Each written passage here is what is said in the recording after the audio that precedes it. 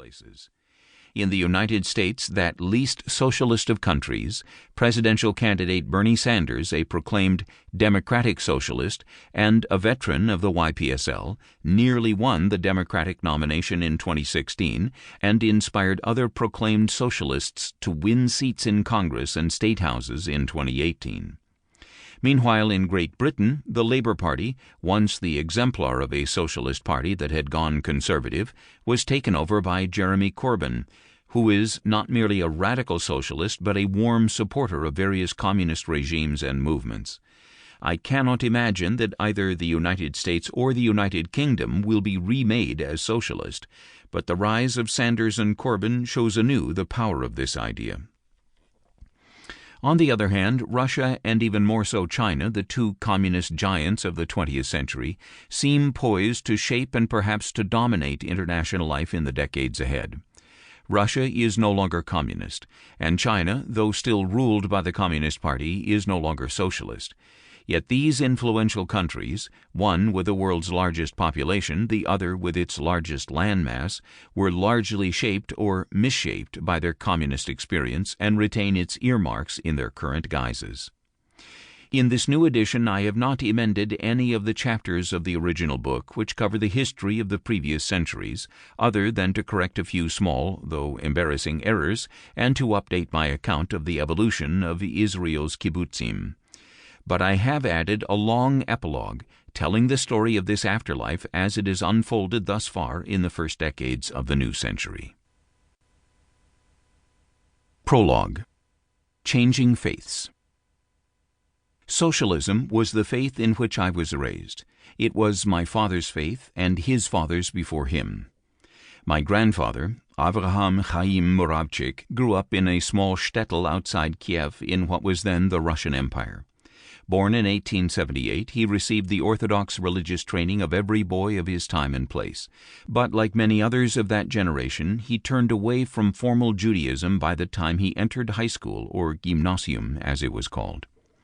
It was in the radical student circle at gymnasium that he met my grandmother, Rachel. She was several years his junior, since he had not been able to afford the school until he had worked for a time as a lumberman, while her family, which manufactured paper bags and lived in Kiev proper, was better off. Together they joined the most radical of the newly formed Russian leftist parties, the Socialist Revolutionaries. It was distinguished from the more Marxist-oriented Social Democrats by its endorsement of terror tactics and by its theory that the leading role in the revolution would be played by Russia's peasantry rather than its proletariat.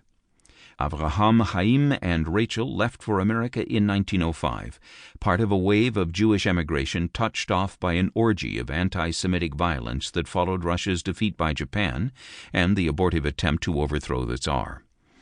The peasants, it turned out, were more easily mobilized for pogroms than for revolution. In America, the couple found work with the Yiddish-language Jewish Daily Forward, whose masthead was emblazoned with the famous injunction of the Communist Manifesto, "Workers of the World Unite." They settled in a Harlem tenement in which my father, Emanuel, was born in 1916. Emanuel's boyhood was filled with the comings and goings of the exiled branches of the Russian Students' Organization and the Left Socialist Revolutionaries. The party had split in 1917, and my grandparents stuck with the more radical half. In 1929, Norman Thomas ran for mayor of New York on the Socialist Party ticket, and the campaign crystallized my father's budding interest in socialism. He chose it as the topic of an 8th grade paper, and after 4 intense days in the library, pronounced himself a convert. A few months later, just after his 13th birthday, he joined the Socialist Party. It was a coming of age that substituted for a bar mitzvah. My mother, Miriam, whom he met in college, shared my father's views, albeit with softer ideological definition.